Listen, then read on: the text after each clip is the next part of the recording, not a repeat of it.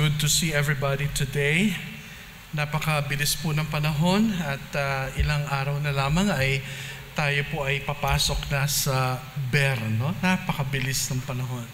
Time flies so fast. Isa pong kagalakan sa ating pong paglago bilang isang iglesia, ako'y natutuwa sapagkat kahapon sa Bible study ay may mga kapatiran na maasahan na, no? Of course, teaching, si Sean at saka si Keisha. Alam niyo, napakaganda ng lesson namin. 10 tanong, 10 questions to diagnose your spiritual health. I heartily recommend this book. At kung meron kayong chance, please take hold of this copy. 10 questions to diagnose your spiritual health. At kahapon nakita ko yung materials na ginawa nila Sean and Keisha na tinagalog nila and napakaganda ng diskusyon. Sean, natapos yung ba kahapon yung unang tanong? Aba, no? Talagang walang continuation. So ibig sabihin ay napaka-smooth ng kanilang pag-aaral. It's good to know. At isang bagay din, I keep in touch with Brother Marty. Alam niyo po, sa kadahilanan gustong-gusto ng mag-asawa na sila po ay makarating dito pero talaga namang sobrang layo. There was a time, no, the first attempt na gusto po nilang maka-church. Alam niyo, alas 3 na sila, alas 3 sila nagising ng madaling araw ng Sunday. Pagdating dito ay na-late pa sila. Dahil ang hirap ng sasakyan. Pagdating dito, medyo lumuluha si Sister Norma. Sister Norma, sabi ko, bakit? Tapos na-late kami. Yeah. So, binigyan ko sila ng comfort. Ang sabi ko sa kanila, huwag kayong mag-alala. At kung meron kayong makita na Bible-believing church ay mas maganda. So, sila po ay nakapaghanap na ata at tinitingnan pa nila kung saan po yung mas malapit. So, all of us, lahat po tayo, in one way or another, ay meron po tayong mga kani-kaniyang mga karanasan sa buhay. Kanina, Brother Ricky was telling me about the situation of Doc Archie. Alam niyo po, talaga namang napakahirap din. So, nasa hospital ulit si Doc Archie, dito po. And we are praying, no? Nakwento ka ni Brother Ricky na sabi daw po ng wife, ang sabi ay parang ako'y napapagod na parang gusto ko nang sumuko.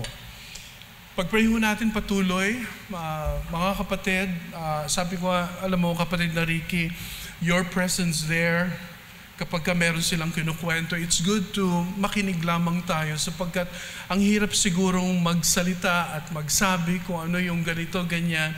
It's really hard. So it's good na merong listening ears sa ating pong mga kapatiran para doon. And nung last Sunday, 2 Sundays ago, ako'y nandun din sa hospital dito sa St. Anthony at ako'y walang nasabi. Ako'y nakaupo lang at sinasabi ko, we are praying for you. So, ang struggle sa buhay ay talaga namang totoo. Now, I was really impressed because of the topic that last Sunday Elder shared to us about from mystery to history. Ako'y natutuwa sapagkat meron pong isang theologian by the name of Eugene Peterson. Si Eugene Peterson po, siya ang naglimbag ng tinatawag na Bible na kung tawagin ay The Message. Meron ba tayong familiar sa Bible na kung tawagin ay The Message? Yan po ay sariling translation ni Eugene Peterson. Alam niyo, in one place, sinabi niya ganito about mystery na gusto kong i-share na ang shinare ng Elder last Sunday ay nakapagbigay sa atin ng challenge na marami pa tayong dapat na matuklasan sa salita ng Panginoon sapagkat naiintindihan natin ang mystery. Ito po ang sabi ni Eugene Peterson. Makinig po tayo na maigi, no? Wala po muna tayong PowerPoint. Ito po ang sabi niya, mystery is not the absence of meaning. Hindi ba kapag sinabi na ang misteryoso o kaya mystery, parang akala natin, pag sinabing misteryoso sa Tagalog, ay napaka-misteryoso naman yan. Parang merong agad connotation na parang ano yan, parang merong napapaloob na horror o kaya parang hindi natin maunawaan, no? No, in the ancient world, mystery is equivalent sa tinatawag na philosophy. Mystery is equivalent sa tinatawag na perspective, pananaw. Kaya noon, pagka nag-uusap noon ng mga tao, pag sinabing ano ang philosophy mo, kasama doon ang tinatawag na mystery o yung tinatawag na mythology noong mga unang panahon. Kaya ngayon, pagka ito po ay tinranslate natin sa Tagalog at sinabi natin misteryoso, parang kakaiba, no? Ibig sabihin parang merong hidden meaning. Pero the truth is, mystery is not the absence of meaning, but the presence of more meaning that we can ever comprehend. Kaya alam niyo mga kapatid, now that this mystery, yan ay hidden, parang naitago noon, at ngayon ay nakikita natin all the more, and the more we understand who and what Jesus is. Nakita po natin na ang mystery ay revealed na in Christ, pero mga kapatid, hanggang ngayon, we are still knowing and understanding the Lord Jesus Christ. Dito po sa konteksto ng chapter 6, kung ating mapapansin, nagsimula na siya ng chapter 5, beginning on chapter 5 verse 21. Yan po ang tinatawag na household codes. Hindi lamang po dito sa Ephesians, meron din po sa Colossians, meron po sa Peter, na in the New Testament, pag sinabing household codes, parang merong mga napapaloob na mahalagang bagay patungkol sa pamilya, patungkol sa tinatawag na bahay, or sabi natin na sambahayan. Okay, sambahayan. At dito makita natin na ang mabuting balita, ang gospel, ang title po ng ating message ngayon ay The Gospel Transforms Families. Ang mabuting balita, ang gospel, kanyang binabago, kanyang tinatransform ang families or familias or yung tinatawag na mga tahanan. Dito po sa Ephesians 6, 1-9, at sabi ko nagsimula na siya, ito yung mga pairs, no? Husbands, wives. Yan ang kanyang inuna. Pangalawa, at dito sa chapter 6, children, parents. And then further, before verse 10 and chapter 6, makita po natin dito ang masters and slaves. Lahat ng yan ay matatagpuan sa konteksto ng tinatawag na family. Sa konteksto, kaya kung maalala natin, nariyan ang mag-asawa sa family, nariyan ang parents, nariyan ang mga anak, at merong, may tinatawag na masters at may tinatawag na slaves. Now, we should remember that nung panahon po ni Apostle Paul, sabi nga natin, na pag-aralan natin to dahil ang pinakamagandang example ng tinatawag na understanding of slaves o yung tinatawag na servants ay ang aklat ng Philemon. Naalala niyo si Philemon? Si Philemon? Si Philemon na siyang merong slave na si Onesimus, ay sa pamamagitan ng Epaphras ay nagkaroon ng tinatawag na magandang kwento. So ibig sabihin, bagamat si Onesimus, ay nag-run away, siya ay umalis na maaring may nagawang problema, may nagawang kaso dahil siya ay slave. Mga kapatid, nagkaroon ng pagkakataon to display kung ano ang kahulugan ng tinatawag na gospel sa buhay ni Onesimus. So, dito makita po natin, napakaganda, no? Na ang mabuting balita Ang gospel ay kanyang sinasaturate lahat ng sulok ng ating buhay. Mapagobyerno, okay? Mapamahalaan, mapakomunidad, at ganun din sa family. Nakita natin na emphasize last time na ang kaligtasan ay merong individual aspeto. Merong tinatawag na dapat ang sarili ko, masigurado ko na ako ay merong pagkilala sa Panginoon. At yung personal na yan, yung individual aspect na yan, ay merong kaakibat na communal aspect. So, ibig sabihin, hindi po pwede na isang mananampalataya na binago ng mabuting balita, binago ng gospel, hindi po pwede na siya ay walang tinatawag na impact o walang tinatawag na connection sa larger body of Christ and then outside of the family of Christ. So dito makita natin, nais ni Apostle Paul na magkaroon ng kaisipan in 3 ways. Number 1, isipin natin na ang relasyon ng husband at saka ng wife, ang relasyon ng parents at saka ng children, ang relasyon ng masters at saka ng slave, umiikot-ikot lamang sa 3 bagay. Una is what we call obligation. Pangalawa, qualification. And then pangatlo is motivation. Now dito titingnan ho natin, uunahin muna natin of course. Okay, pag sinabi natin obligation, nakita natin last time, ang nagbigay ng paalalang elder between husband and wife. Napakalalim ng tinatawag na imagery. At during sa ating Sunday school, may mga tanong tayo about the relationship between the husband and the wife na hanggang ngayon. Now here's the point. The reason why the Apostle Paul emphasized this sapagkat even from the very beginning, the enemy is at work to destroy the family. The enemy is at work. Alam natin yan, all the way from the book of Genesis.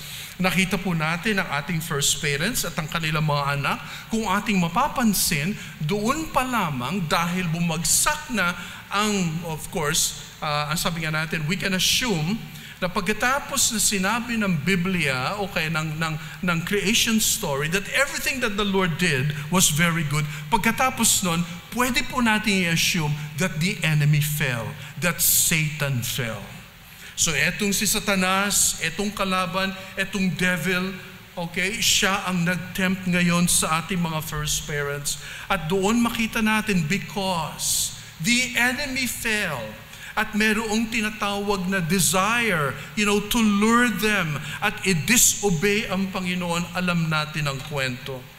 At dahil dyan ay nagkaroon, sila po ay bumigay, pinakinggan po nila ang alok ng kalaban, hindi po nila sinunod ng Panginoon, hindi sila nag-obey. Nakatulad lang sinasabi dito, submit to one another. Ang sabi doon, from the relay between husbands and wives, kung inyong mapapansin, the submission is there. Kaya ito'y pinalikan ni Apostle Paul sapagkat nung time na sila po ay tinempt, ay makita po natin na nagkaroon ng issue when it comes to submission. Kaya po ang sabi ng verse 21, if I may go back to chapter 5, ang sabi po doon, submit to one another out of reverence for Christ. Now, this is the general challenge para sa husbands at para sa wives, and then dinitalya ni Apostle Paul ang relasyon ng mag-asawa ng husband and wife. Now, dito makita natin, in order for us, meron pong mabigat na implikasyon. Sabi ng chapter 4, tingnan po ang sabi, I urge you to live a life worthy of the calling you have received. So, ang sabi ni Apostle Paul, gusto kong lumakad kayo na merong kayo ay maging karapat-dapat. Now, you see, ang calling ng Panginoon sa bawat isa sa atin, ikaw man ay anak, ikaw man ay ama, ikaw man ay magulang, ikaw man ay master, ikaw man ay slave, tayo man ay may konteksto ng ganito, magmula noon hanggang ngayon, hindi nagbabago ang nais ng Diyos. And that's the very idea of to submit. Submission should be in the Lord. So makita po natin, titingnan po natin ngayon ang chapter 6. Now, una ay ang tinatawag na obligation. So nakita na natin between husbands and wives. Wala nang pinakamalalim daw na uri ng pag-ibig. Ang sabi ng John, greater love hath no man than this, that a man lay down his life for his friends. Alam natin ang kwento na bago si Jesus Christ, bago siya ipagkanulo, bago siya betray, bago siya i-deny, sinasabi ng Panginoon that Jesus Christ, ang sabi ng John, Jesus will die for His friends. At doon makita natin kung paano nilagyan ng comparison ang buhay ng isang husband at ang buhay ng isang wife. Alam niyo sa kasalan, now, this is very timely sapagkat chapter 6 at itong Ephesians ang ating pinag-aaralan. Alam niyo sa kasalan, parati kong sinasabi na lalaki, you should take your cues from the Lord Jesus Christ as the groom. Babae, you should take your cues or clues from the church. Hindi ibig sabihin na church lang, hindi na si Christ. Ang point doon ay, yung imagery po, yung comparison, yung symbolism na binigay ng Panginoon, yung metaphor, yung larawan na binigay ni Apostle Paul ng Biblia para po sa atin, is when we think of the husband, ang kanyang iisipin ay walang iba kundi ang Panginoong Jesus. Napakalalim nun. At kung isipin po natin ng iglesia, walang iba, isipin po natin kundi ang wife. So ibig sabihin, anong connection? This is such a mystery. Sapagkat ang Panginoong Jesus ay namatay para sa iglesia na hindi naman karapat-dapat. Kaya tayong mga husbands o yung mga husbands at magiging husbands in the future, we should take our cues or clues. Di ba yung cueing? Di ba? Pagka kunyari yung kasalan, importante yung coordinator. Coordinator magsasabi, okay, ikaw na. Yan, cues. Parang signals. Parang ito yung mga signposts para tayo ay magkaroon ng magandang kaisipan. Now, let me go back to continue sa chapter 6. So, tapos na natin husband and wife. Hindi ko na ulitin ang shinare ng elder last time, but it is a rich discussion pa rin. Look at chapter 6 na tayo. Ang sabi po dyan, children, obey your parents in the Lord, for this is right. Kung ating titingnan, punta na tayo sa parents at saka children, here's the number 1, the obligation. Napakatindi ng ibig sabihin ng children, obey your parents. Yan po ay merong tinatawag na kabigatan, ng ibig sabihin po ay, meaning, if I obey my parents, children, listen very carefully. When you obey your parents, ang literal na kaisipan ay, to hear under. It is to listen as someone who places himself under, not over, kundi under what is being said. Kung ating maalala, ito po ay nangyari sa buhay ng ating Panginoong Jesus. No? Ang sabi sa Luke chapter 2, ang sabi ng verse 51, and Jesus increased in knowledge and wisdom. Di ba? Ang sabi doon, at the age of 12, makita natin that Jesus exemplified yung buhay na masunurin sa Panginoon at masunurin sa kanyang mga magulang. No, akala natin nung si Jesus Christ ay asa na si Jesus? Parang hindi kaya nagpaalam, no? Hindi kaya sumusunod ang Panginoong Jesus na, no, He was actually doing the will of His Heavenly Father and at the same time doing the will of His earthly Father. Kaya kung mapapansin natin noong time na yon, Jesus at the age of 12, He exemplified, kanyang pinamalas ang dapat lamang na gawin at sundin ng kanyang mga magulang. Pag sinabing to obey, to hear under. Na pag sinabing to obey, hindi lamang obey, susunod ka, kundi meron din siyang kaakibat na listening. Mga anak, marami sa ating mga anak sumusunod pero hindi nakikinig. Possible kaya yun? Sumunod na hindi nakinig, hindi naintindihan. Alam niyo, totoo. You know, the old confession of the Jewish people, Shema, Shema Yisrael, Adonai Eloheinu, Adonai. Naku, napakatindi. Pag sinabing Shema, hindi lamang to listen, but hindi lamang to hear, but to hear under. Ibig sabihin kung ano ang sinasabi ng Diyos, make it the point na yan ang sinasabi ng Panginoon. Yan ang sinasabi ng ating mga magulang. Kaya alam niyo mga anak, this is very important. Okay? Importante hanggang tayo ay nasa poder o kahit na nga tayo ay may mga pamilya na, no? Dapat pa rin nating pakinggan ang ating mga magulang. Of course, we know, ang sinasabi ng Bible ay, sabi ng Genesis, iiwan mo, okay? Iiwan mo ang iyong mga magulang, you will cleave to your spouse, okay? Sasama ka doon sa iyong papakasalan, and then the two of you will become one. That's true, totoo yun. Pero at the same time, hindi nawawala ang tinatawag na hearing under. Nakikinig. Yung instructions ay maliwanag.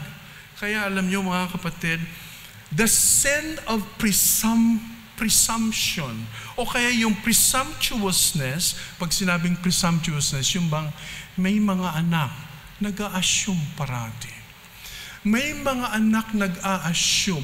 Hindi pala yun ang gusto ng mga magulang pero nag-a-assume. Kasi nga siguro dahil sila ay may kakayanan na, sila ay tinatawag na pwede na sila mag-decide, pwede na sila makapag-isip. So ina-assume hanggang sa yung presumptuousness. Alam niyo ba ibig sabihin ng presumptuousness? Oo, medyo mahirap siyang tagalugin. Pero pag sinabing presumptuous ka, nag-assume ka, pero sa totoo, meron kang pride, meron kang yabang. Hindi mo pinapakinggan, naranasan natin yan. Mga kapatid, bilang isang anak, naranasan ko yan sa aking mga magulang. I thought, alam ko na. I thought, okay na. I thought, kaya ko na. So, I did not hear under. So, you see, that's the point. Pag sinabing to obey, to listen as someone who places himself under, not over what is being said. Ang mga kabataan ngayon, ang gusto, ang lahat ay mabilis, ang lahat ay instant. Nakakalimutan ng mga kabataan ngayon. Now, the reason why I say kabataan, sapagkat ito yung konteksto natin. Ang dahilan ay, ang gusto ng mga kabataan ngayon ay, mabilisan ang lahat. Wala nang time to decipher, wala nang time. Alam mo yung ganda sana, no? Merong encoding, no? At meron ding decoding. Ang ganda rin sana kapag ang mga anak dinidecode nila. Pero hindi naman ibig sabihin na parang ang sinasabi ng magulang natin, anak, meron akong sasabihin sa iyo sa pamagitan ng isang parable. Okay? Hindi nagpaparable ang ating mga magulang. Ang sinasabi nila ay direct to the point. Ganito ang dapat, at ganyan ang dapat natin gawin. So mga kapatid, the obligation. Now, sino sa atin dito, okay, ang nakakaranas ng ganyang kaisipan, ng ganyang struggle, especially amongst our children? Now, alam niyo ba, kaya pala ito daw ay sinulat ni Apostle Paul sapagkat maaaring may mga children noon na merong angking, ibig sabihin angking kakayanan. So hindi na rin bago sa panahon natin ngayon. Alam niyo kung bakit? Slaves nga may angking kakayanan Ibig sabihin, na-develop ang mga slaves. Kaya mamaya, titingnan natin doon. Alam niyo ba, si Felix, yung governor, dati siyang slave. Pero dahil sa na-improve, no? Nag-level up si Felix. Yung governor ng Judea, I think in the book of Acts, hanggang sa nagkaroon siya ng abilidad na siya ay magkaroon ng pwesto at siya ay nag-improve. Now, economically and so on. So dito makita po natin, that's the obligation. Children, obey. Ang ibig sabihin ng obey ay to hear under. Okay? Ano ibig sabihin ng to hear under? Ibig sabihin, makinig sa maliwanag na instructions. Children, would you be willing to do that? Ang mga kabataan na narito ngayon, it's good to talk. It's good to be honest, no? Now, not only obligation, but also qualification. Now, tingnan niyo po ang sinabi niya. Ang sabi ng chapter 6, verse 1, okay, children, obey your parents in the Lord. Tingnan niyo po, the next phrase is, for this is right. The word right, actually, ang tunog niya sa Greek ay very common ito sa mga Bible students pag sinabing right, dikaios. Ang ibig sabihin ng dikaios, automatic na righteous. So ibig sabihin, this is right. Whenever you do your assignment, this is right. Ibig sabihin, ang qualification ng mga children ay children, obey. Obey in the Lord. Obey in the Lord. Ayan, mamaya may konteksto kasi pupunta tayo doon mamaya sa parents and children. So dito makita natin ng mga children, yan ang qualification. So obedience is in the Lord. Okay? Mga anak, dahil kung ikaw ay may pagkilala sa Panginoon, dahil ikaw ay may relasyon sa Panginoon, ang pagsunod mo sa magulang mo ay, now, children, listen, ang pagsunod mo ay unang-una, Lord, sinusunod ko ang magulang ko dahil sa'yo. You see, that's the point. Yan lang at yan lang. Kasi kung hindi mo gagawin yan, okay, lahat ay guguho. So, that's the qualification, obedience in the Lord. Or children must be obedient in the Lord. Everything is to be seen within the context of our loving fellowship together with the Lord Jesus Christ. Yan ho ang nais. And then nakita natin ang obligation, nakita natin ang qualification, and then motivation. Again, it is the right way to live. May mga anak magtatanong, Pa, Ma, ano ba ang dapat kong gawin? Of course, dapat ang mga magulang, mamaya pupunta ako doon, ang ibibigay ang tinatawag na tamang paraan. So, ang sabi po dito, obligation, qualification, motivation, for this is righteous. For this is right. It is the right way to live. So kumbaga sa isang banda, ang ating mga parents ay parang sila ay nagbibigay sa atin ng philosophy. Ang ibig sabihin ng philosophy ay showing our children the right way to live. Kaya dito makita natin, now tingnan niyo po ang sinabi ng verse 2, honor your father and mother, which is the first commandment with a promise. The first commandment with a promise, the promise kasi ay magkakaroon, ang sabi ng continuation ng verse 3, so that it may go well with you and that you may enjoy long life on the earth. Yan. With promise. Ang ibig sabihin ay, now here's the point, hindi naman ibig sabihin na kapag kunyari, ang motivation lamang ng bata ay susunod ako para ako'y mabuhay na 100 taon. No? No, it's not the point. The point here is, it is with promise because that is the right thing to do. Ang mga anak ay binibigyan ng pagkakataon na sila ay dapat, no, na sumunod sapagkat yan ang kinakailangan lamang sa buhay. Alam niyo, kahit minsan ng family ay dumaranas ng kahirapan, kahit sabihin natin ng family ay mahirap, nasa konteksto ng napakaraming kahirapan, ang sabi ni Abraham Lincoln, naalala niyo, nobody is poor. Walang tao ang mahirap kung siya ay merong godly. Ang sabi nga ni Abraham Lincoln ay kung meron siyang godly mother. Or pwede nating sabihin parents. Okay? Now, let's go then to fathers and children. Now, tingnan niyo po ang sinabi ng verse 4. Fathers. Now, let me say this. Baka sabihin ng mga mothers, Pastor, hindi kami kinukol ng attention.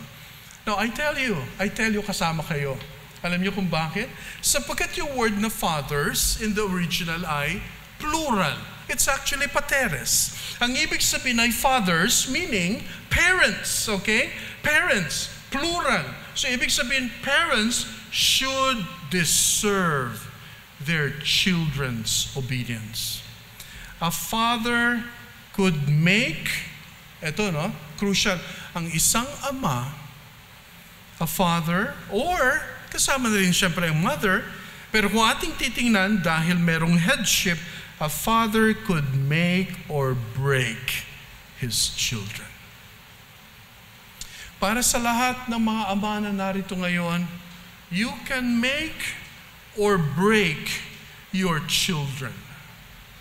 So, parang wala naman akong, di pa tapos. Kaya nga, kinakailangan, dahil ang gospel ay nagtatransform ng ating mga buhay, kinakailangan, mahalaga, ang tinatawag na, look at verse 4, yung sunod.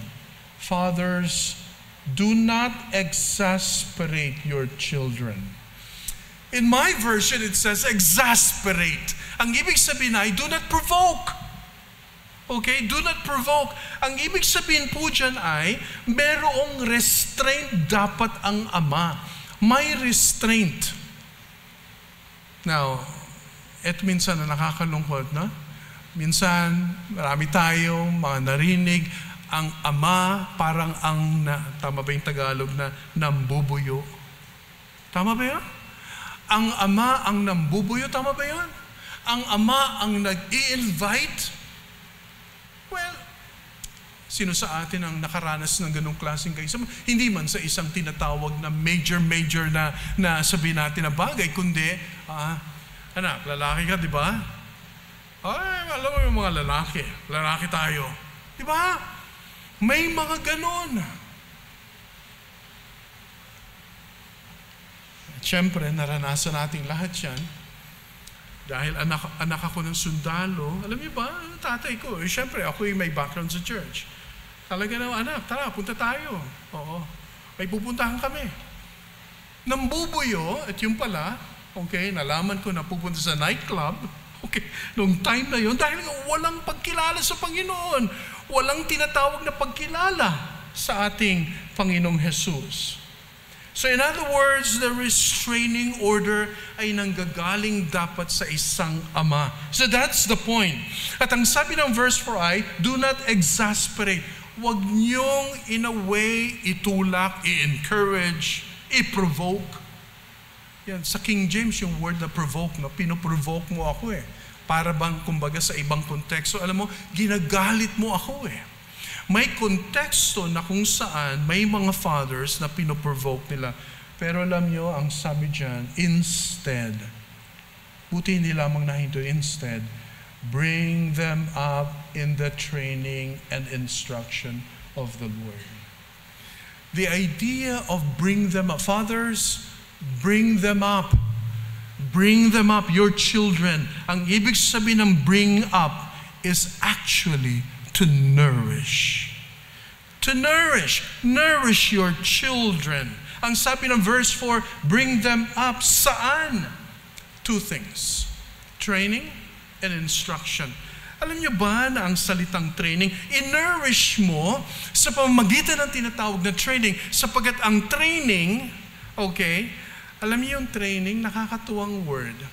Diyan ang galing ang salitang pediatrician. Ang ibig sabihin ay paideia, yan, meaning parang nanggaling sa children. Ibig sabihin, i-discipline mo.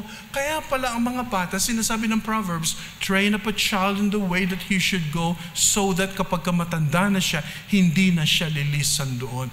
Tama ang sinasabi ng Biblia. Train up a child. Nourish them. Pag sinabing nourish, para bang busugin mo, alagaan mo, sa pamamagitan ng discipline. Well, mga kapatid, ito po ay para lahat sa atin. Sapagkat kahit tayo po siguro may mga malalaking anak, we will never stop educating our children. Sapagkat kung sila'y magkakaroon ng children, at kung sakali man na tayo, mga uncles at mga titas at tayo mga kaibigan, we will do the same. Sapagkat ito po ang gusto ng Panginoon sa ating konteksto. The gospel transforms the families. And then ang salitang instruction, alam niyo, napakaganda. The reason I'm sharing this, sapagkat nakikita ko ang kagandahan, sapagkat not only in discipline, but also in instruction. The very word is napakaganda. Ay, ibig sabihin ay, ilalagay mo daw yung mind ng iyong estudyante, placing their minds on the Word. Alam niyo kung kailan natin ginagawa yan? When our children were small? Alam niyo kung paano? Pinapamemorize natin sila ng salita ng Panginoon. Alam niyo yung mga time na yun? Children, okay? Children, begin. Children, obey your parents in the Lord. Hindi alam ng mga bata na sila yung pinapatungkulan. Pero alam niyo, memorizing the scriptures ay napaka-importante. Not only discipline, but instruction, placing, ito yung mind nila, ipi-place mo sa salita ng Panginoon. And by way of instructing them, by way of giving them the Word of God. So tingnan niyo po, napakaganda. Umiikot lamang ito na ang mga magulang ay may obligation, may qualification, at merong motivation. Now, ang sabi po dyan, huwag ipoprovoke. Okay? Yan ay isang bagay na napaka-importante. Huwag ipoprovoke, kundi bibigyan at bubusugin ang ating mga anak. Okay? Now, let's go then to verse 5. Eto na. Slaves. Now, here, before I read the whole section, may mga scholars ang sabi nila, bakit ang haba ng provision ng masters and slaves magmula sa verse 5 hanggang verse 9? Napansin nyo?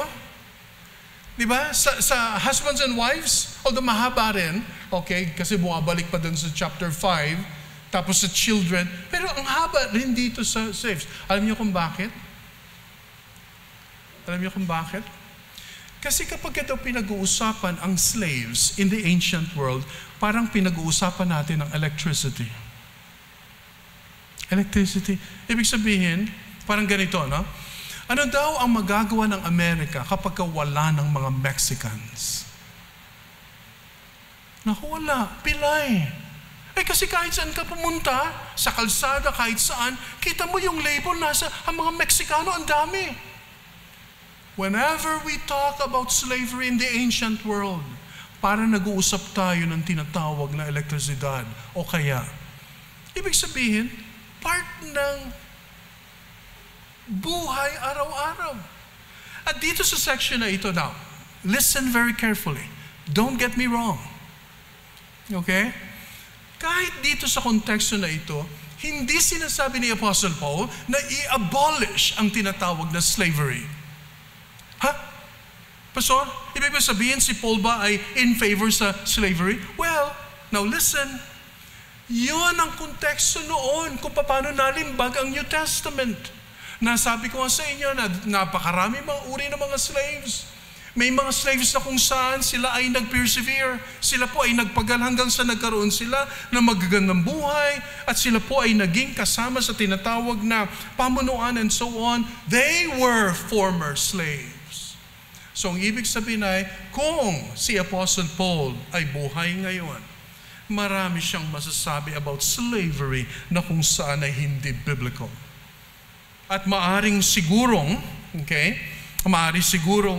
bigyan ito ng second look at sinasabi, well, here is the point.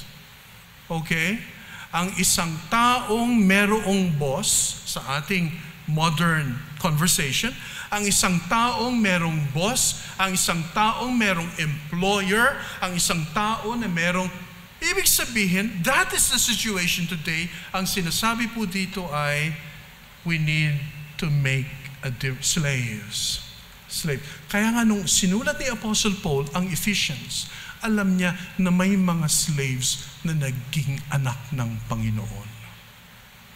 Tingnan po sinabi ng verse 5. Sa verse 5, makita po natin, magkaroon ng different attitude. Slaves, obey your earthly masters with respect. Ba't kaya sinabing earthly masters? Alam niyo kung bakit? Ang sabi na ibang version ay flesh. Flesh. Alam niyo kung bakit? Sapagkat dito sa konteksto natin, oo nga, you can identify ito siguro kung tawagin natin sa ating konteksto, ang tinatawag ng mga kasambahay.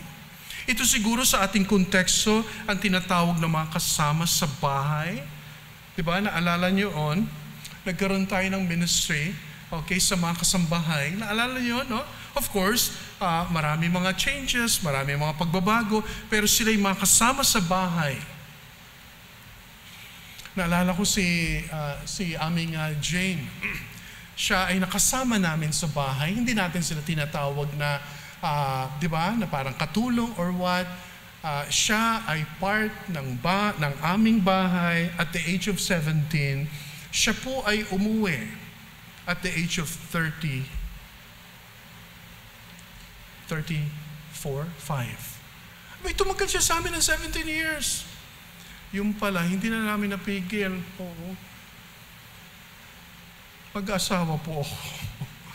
Alam niyo, nung sinabi ako'y naluha. Kasi of course, expected naman yun, no? Kaya lang, syempre, konteksto sa probinsya, okay, pag umuwi at hindi na naasikaso ang mga bagay-bagay na dapat na asikaso, may asawa na po ako. Yan. Pero nung kami pumunta ng Bacolod, ay nagkita kami at talaga namang, parang anak ko no? Talaga namang iyak siya, iyak din ako. Ano ka ba? Di ba? Alam niyo, ang konteksto natin dapat because of the gospel ay nagpapakita ng mabuting balita. Thankful ako sapagkat si Jane ay nakilala sa Panginoon at tinanggap niya ang Panginoong Jesus bilang kanyang tagapagligtas.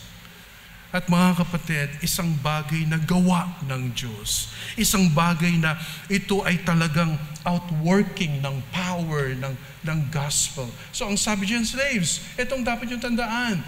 Obey your earthly masters with respect. Ang attitude niyo dapat ay iba. And fear and with sincerity of heart. Just as you would obey Christ. Dapat tingnan nyo, ang pagsunod nyo is always in the Lord. Dapat ang pagsunod nyo sa inyong mga masters always in the Lord. Pero mahirap yan. Lalo na ngayon, diba, sasabihin ng ating kasama sa bahay, hindi po ako Baptist. Hindi po meron na po akong grupo, ako po ay dating doon. Diba? Medyo mahirap yun. Oo, mahirap yun. Siyempre, hindi naman tayo na mamuwersa na mamili. Again, but this is the reality. Ang gusto ni Apostle Paul na ang gospel ay pwedeng mag-transform sa lahat ng sulok ng ating bahay. Kaya alam niyo, ang sabi dyan, always in the Lord. So, tingnan niyo different attitude, slaves. Doulos, okay, doulos, slave or servant. Pero ngayon, ang pwede na sabihin ay kasambahay. So dapat ay merong ibang attitude. Look at verse 6. Obey them not only to win their favor when their eye is on you, but as slaves of Christ, doing the will of God from your heart. Okay, ang sabi dito, wag lang kayong sumusunod kasi nakikita kayo. Wag lang kayong sumusunod kasi nakatingin sila sa inyo, kundi gawin nyo ang lahat na merong kaligayahan. Ayan, different motive. Alam nyo, ang mag-minister sa mga context na ito, mahirap kasi importante yung motivation, importante kung ano, bakit sila sumusunod, di ba? Tuloy natin ang verse 7. Serve wholeheartedly as if you were serving the Lord, not people. Yeah? Importante, no? When it comes to service, when it comes to serving, naalala ko nung Wednesday, we need to go to Palawan sapagkat aalis na yung German, elder, if you remember, yung German na may-ari. So ngayon, naghanap kami ng pupunta doon. Alam nyo, ang Panginoon yung providence niya. Dating estudyante sa CBS, nakapangasawa ng classmate niya. Yung classmate niya, yung babae ay nasa Hong Kong, domestic helper, at siya ay nagpipray na sana i-lead siya ng Panginoon sa ministry. Alam nyo, pinag-pray namin. Oh, of course, may mga nangyari pang mga conversation. Nung nagkita kami, alam nyo, sabi, Pastor, gusto kong mag-serve sa Panginoon dito sa lugar na ito. Alam niyo, willing siyang gawin. Skilled ang taong to. Marunong siya sa welding, marunong siya sa ganyan. So kumbaga parang naalala ko yung isang may 3 workers, no? O kaya may 3 mga nagtatrabaho. Anong ginagawa mo sa firm na ito? Sabi na isa, nandito ako para kumita. Siyempre gusto kong kumita ng kumita. Pangalawa, andito ako kasi ako'y nagpipit-pit ng bato. Okay? Yung repropping doon na ginagawa, no? Napakaganda. Tapos, ang sabi ng isa, kaya ako nandito sapagkat ako ay nagtatayo ng isang gusali. Biro niyo, worker siya, and then sasabihin niya, kanyang aangkinin na kanyang gumagawa siya sapagkat siya ay gumagawa ng gusali. Part lang naman siya, but that's the reality. Parang ito ang sinasabi dito. Dapat ang motivation ay mas malalim. Dapat ang motivation ay mas maliwanag dahil kay Kristo. Now again, because they were Christians. Sila ay mga Kristiyanong, mga kasambahay, o kaya mga slaves. Now, look at verse 8. Because you know that the Lord will reward each one for whatever good they do, whether they are slave or free. Here's the point. Kaya dapat gawin ng mga slaves o kaya ng mga kasambahay ang nararapat sapagkat the Lord will reward them. Hindi man siguro yung kanilang mga fleshly father or masters, hindi lamang siguro yung kanilang mga bosses, yung kanilang mga masters, but the Lord sees their hearts. So nakita natin different attitude, different motive. Look at the last verse. Different perspective. Ang sabi dyan, and masters, treat your slaves in the same way. Kita niyan? In the same way as slaves would treat their masters. And then eto ngayon, verse 9, and masters, treat your slaves in the same way. Do not threaten them, since you know that he who is both their master and yours is in heaven. Kaya alam niyo, sinabi pala dito no, earthly masters. Alam niyo kung bakit earthly? Sapagkat pagdating sa ating heavenly master, iisa lang. Lahat tayo dito ay merong heavenly master. And there is no favoritism with him. Now, alam niyo mga kapatid, it's so interesting sapagkat ang Ephesians, at the close, ito pong huling chapter ng Ephesians, which is falling into what we call ethics o yung tinatawag na things to do, things to be, chapters 1 to 3, chapters 4, 5, 6, things to do. Kasama po dito ang buong sulok ng ating sambahayan. So sa umagang ito mga kapatid, the gospel transforms families. Thankful tayo sapagkat ang gospel ay talagang hindi natin ito pwedeng i-manipulate, hindi natin ito pwedeng itago. We have an obligation, we have qualification, and we have motivation. Sana ang gospel ay patuloy na makita sa ating mga buhay sa larangan ng sa ating sambahayan at from sambahayan, makita ng iba sa ating sambayanan at sa ating lipunan. May the Lord bless these things in our hearts. Now again, napaka-importante always dahil may pagkilala sa Panginoon. So fathers, mothers, children, masters, slaves, meron ba tayong pagkilala sa Panginoon? Now here's another application. In one way or another, Pastor, ako rin pala ay slave. Tama. Ikaw ay slave din. Tingnan nyo sa loob ng 24 hours, kanino ka nagpapaalipin? You see, that's the point. Kakatasin natin ang practical application. O nga no, wala na, hindi naman ako slave. Wala naman akong slaves. Pero in a way, merong pwedeng umalipin sa akin na maaaring hinahayaan ko lamang sa buhay. May the Lord grant us wisdom na maintindihan ang mga bagay na ito. Tayo po yung manalangin. Lord, thank you so much for journeying with us, kahit Panginoon, sa text na ito. Marami pang mga bagay na dapat po naming malaman. Sana, Lord, tama ang aming pong attitude. Tama, Panginoon, ang aming motivation, ang aming pong perspective sa mga bagay na ito. At kahit na, Lord, ngayon, dahil kami po ay mga lingkod mo, in a way, we are servants of the Lord Jesus Christ.